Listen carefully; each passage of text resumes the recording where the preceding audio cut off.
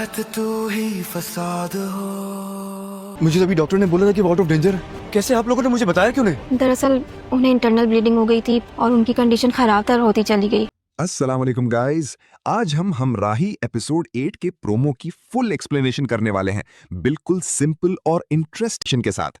Episode का start होता है एक बहुत ही शॉकिंग मोमेंट से। अचानक अलिफ की तबीयत खराब हो जाती है। सब कुछ इतना जल्दी होता है कि किसी को समझ ही नहीं आता। और फिर वो लम्हा आता है जो सबको हिला देता है। अलिफ इस दुनिया से चली जाती हैं।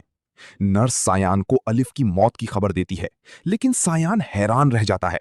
वो कहता है, अभी तो डॉक्टर ने मुझे बताया था कि वो बिल्कुल ठीक है।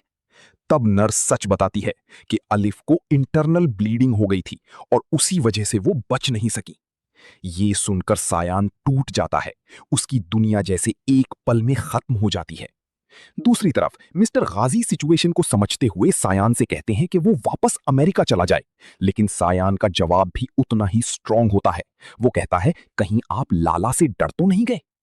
और यहीं से कहानी एक डेंजरस टर्न लेती है।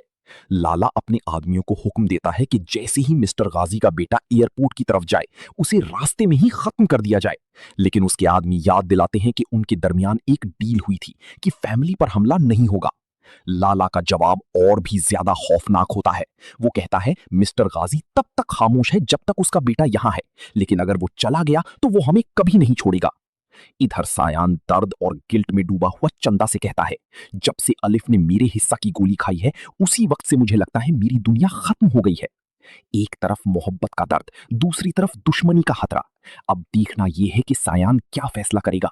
क्या वो अमेरिका जाएगा या लाला का सामना करेगा? आगे देखिए ये कहानी अब कौन सा नया मोड़ लेती है।